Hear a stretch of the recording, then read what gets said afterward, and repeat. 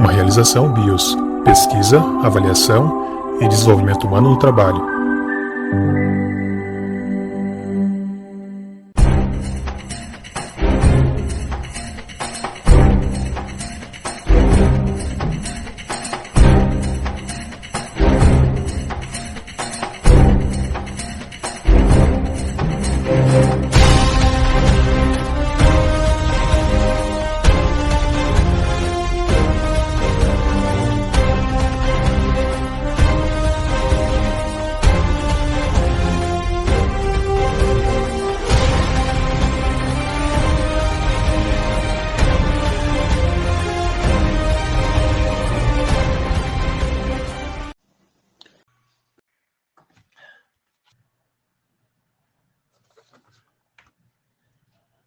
Olá, pessoal. Aqui quem fala é o professor Jefferson. Para quem não me conhece, eu sou historiador, psicólogo e especialista em gestão da segurança pública. Fazem mais de 15 anos que trabalho com policiais em todos os estados do Brasil. Neste podcast, vamos tratar o tema das pessoas em situação de vulnerabilidade social, principalmente as pessoas em situação de rua. Uma recente pesquisa realizada pelo projeto Consultório na Rua da Prefeitura de Belém estimou em 1.500 pessoas moradores de rua na cidade. Vocês sabem que não raro a polícia se vê envolvida em ocorrências com esta população. Para nos ajudar a refletir sobre este tema, convidei o assistente social Maurício de Almeida Souza. O Maurício é bacharel em serviço social e atua desde 2013 como educador social e atualmente como assistente social, trabalhando diretamente nas abordagens sociais com moradores de rua. Maurício, como se dá o trabalho de abordagem social de pessoas em situação de rua e quais as diretrizes que regulam esse trabalho?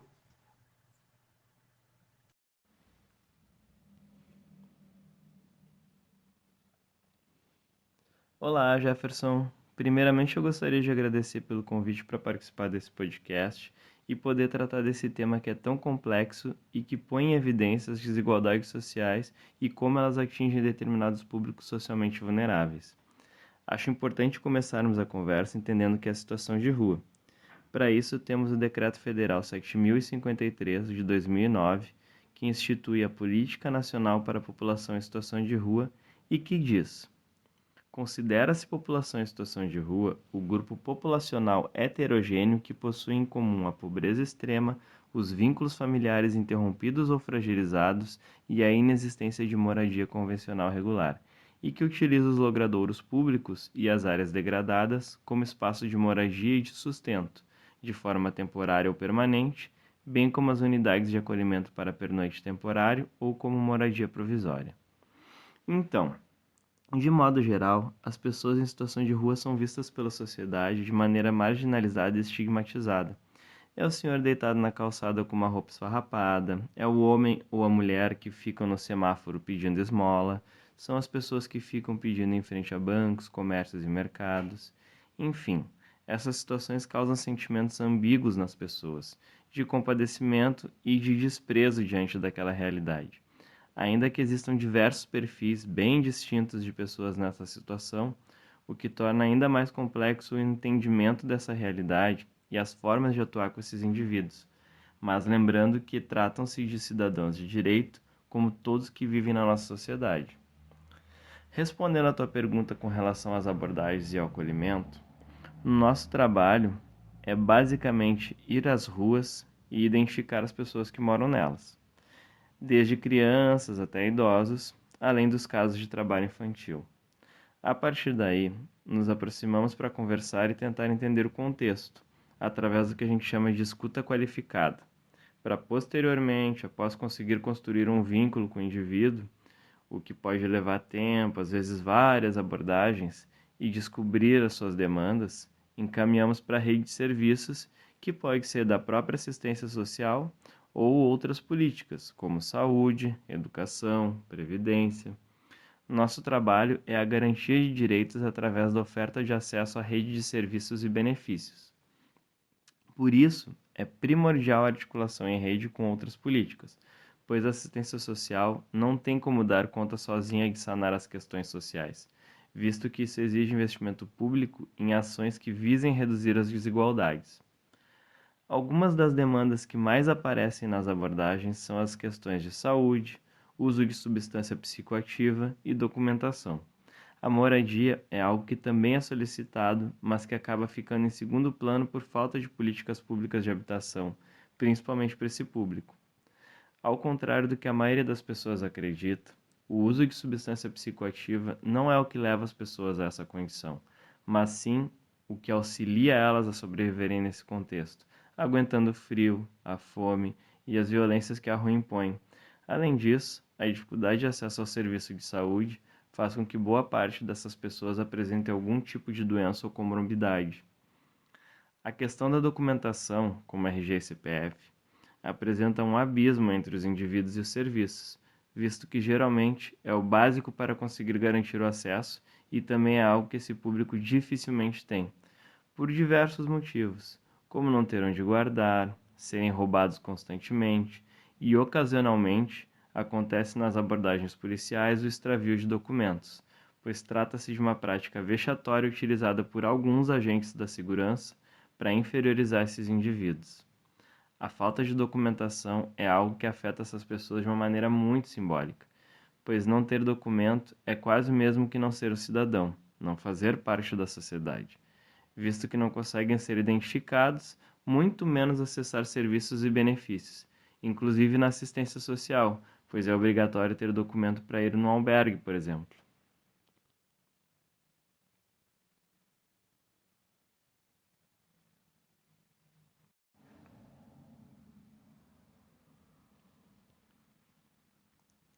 As diretrizes do nosso trabalho se baseiam em todas as políticas existentes através da Constituição, leis e decretos para atender esse público.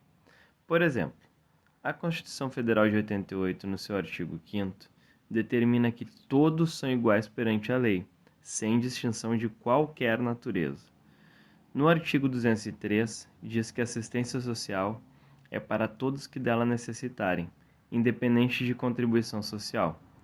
Além disso, no que se refere à população em situação de rua, o Decreto 7.053 de 2009, aquele que eu citei anteriormente, fala no artigo 7 sobre assegurar acesso a programas e serviços, articular com a rede, criar ações de educação e mobilização com a sociedade, criar canais de comunicação para denunciar a violência e possibilitar acesso à alimentação de qualidade.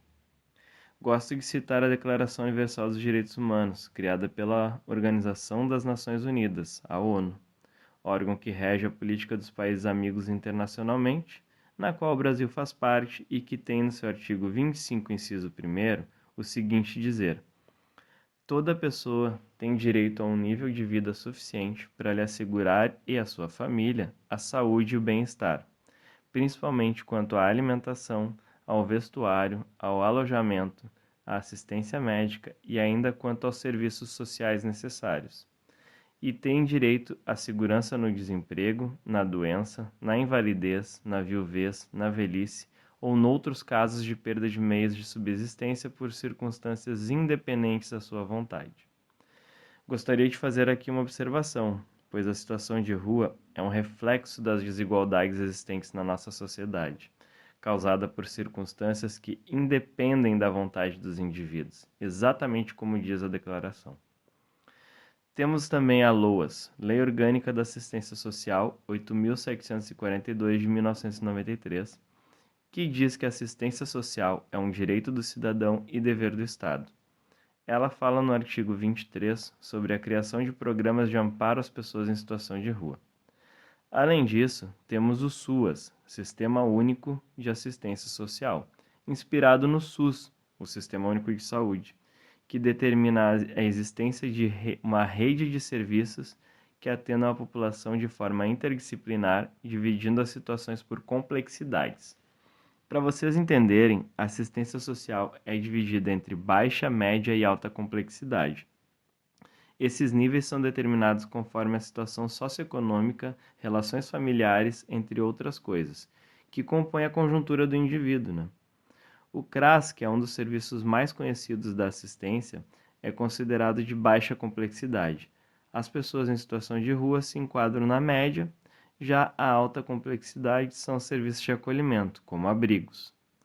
O serviço de abordagem social faz parte da tipificação do serviço da assistência social, ofertado pelos CREAS, Centro de Referência Especializado de Assistência Social.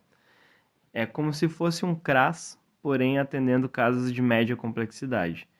Pela lei, é um serviço que deve existir em todo o território nacional. Tem muitos materiais de aporte legal que embasam o nosso trabalho. Poderia citar diversos artigos e leis, mas esse é um tema extremamente complexo e traz discussões muito amplas. Devido ao nosso tempo, vou finalizando por aqui, mas fico à disposição e agradeço pela oportunidade.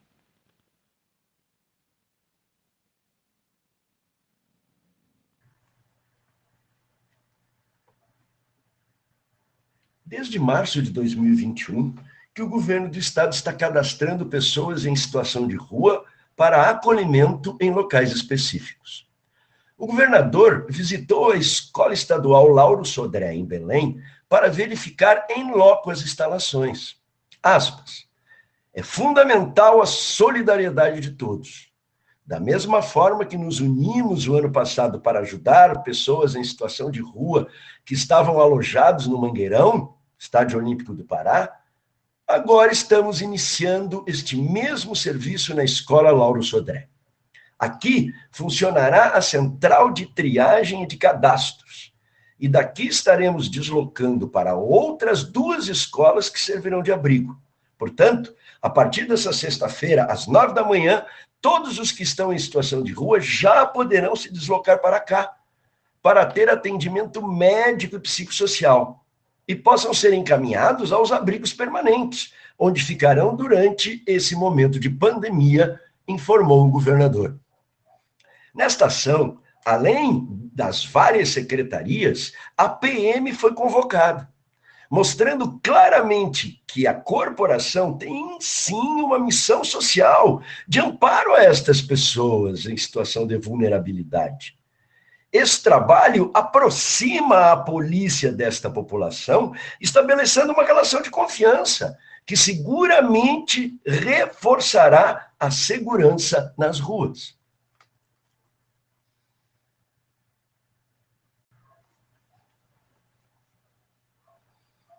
Pessoal, nenhuma academia de polícia ensina a humilhar. As técnicas de abordagem e vocalização são processos científicos que se aprimoram a cada dia. Todas as pessoas devem ser tratadas de igual maneira. É importante frisar que, como falou o Maurício, o consumo de álcool e drogas não fazem parte das causas de uma pessoa acabar morando na rua, mas é consequência deste fato. É uma das muitas estratégias que estas pessoas têm para aguentar o fato de estarem nas ruas. É importante que as polícias trabalhem em conjunto com estas organizações de assistência social para oferecer um atendimento digno a estas pessoas.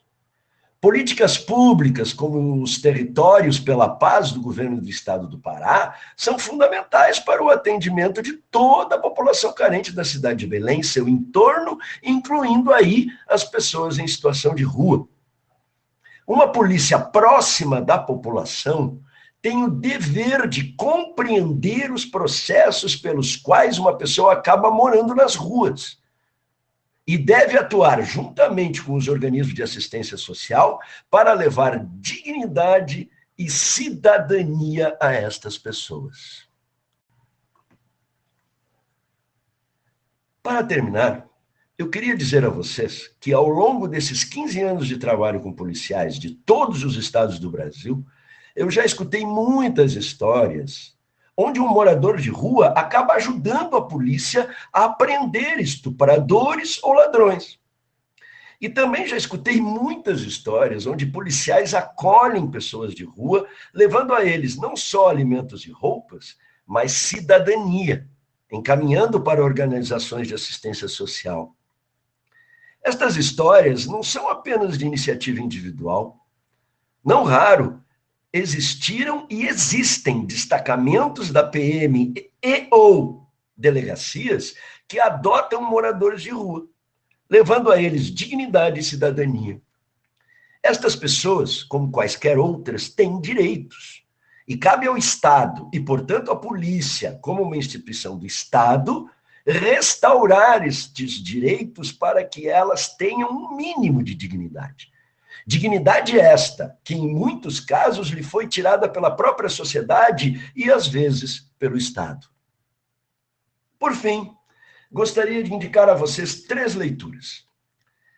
Tratam-se de 2 clássicos da literatura brasileira e um da literatura universal. O primeiro chama-se O Cortiço, de Aloísio de Azevedo, que conta a história das primeiras favelas brasileiras. O segundo é o clássico de Jorge Amado, Os Capitães da Areia, que conta a história de um grupo de crianças moradores de rua que cometiam furtos na cidade de Salvador. E o terceiro é o clássico de Victor Hugo, Os Miseráveis. O livro descreve uma época da França onde roubar um pão dava pena de galés. E a pobreza se espalhava pelas ruas de Paris. Deste, temos inclusive um musical que ganhou o Oscar, que vale a pena ser visto. Boa leitura, boa diversão e um abraço a todos.